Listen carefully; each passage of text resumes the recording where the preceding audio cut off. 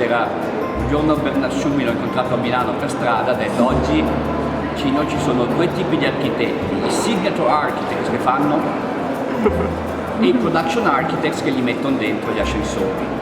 Il problema è che l'educazione e l'architettura, giustamente secondo me, ancora cerca di mettere insieme le cose, ma oggi non sappiamo più se siamo dei registi di un processo o dei glassatori di un processo gestito in altri luoghi.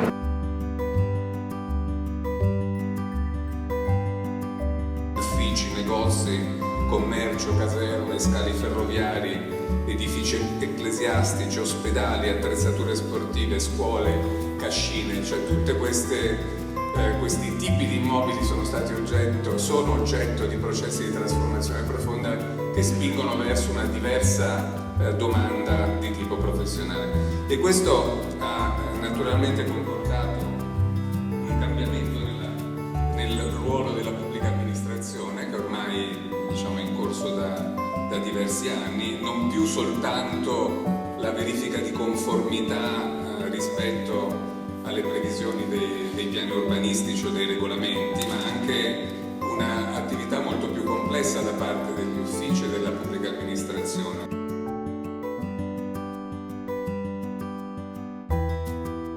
Secondo me l'architettura non è un'arte che può seguire completamente una flowchart, ha qualcosa di continua interazione tra dato, risposta e problema, no? E quest'arte è un'arte difficile che ha bisogno di tante competenze tecniche ma anche di come gestirla. Wittgenstein diceva per un giovane di media intelligenza oggi non è più il problema di imparare un mestiere, ma il problema è che gioco giocare e perché giocare questo gioco proprio adesso.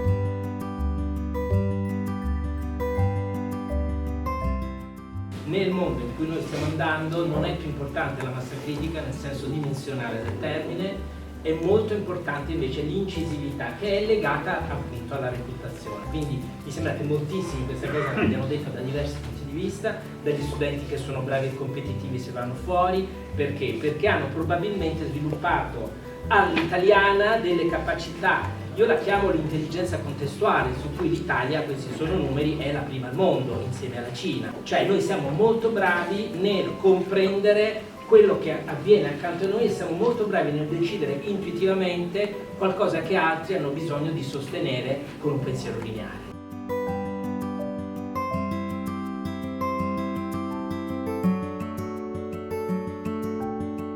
La domanda di questo tavolo, secondo me è Milano la risposta, non sono gli studi, non sono i professionisti.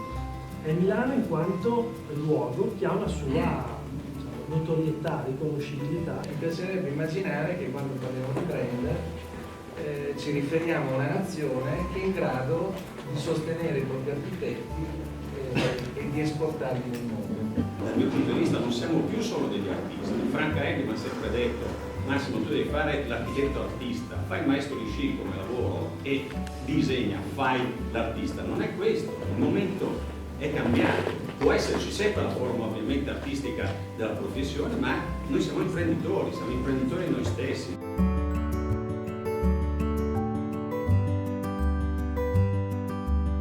Alla fine noi abbiamo questo vizio di complicarci la vita, abbiamo tutto secondo me per poter competere in questo momento, non è un problema dimensionale, è chiaro che poi ci sono i grandi, ci sono i medi, ci sono i piccoli devono e possono crescere, ma non pensando che ci sia una formula per cui ci mettiamo insieme, facciamo massa critica, non è così.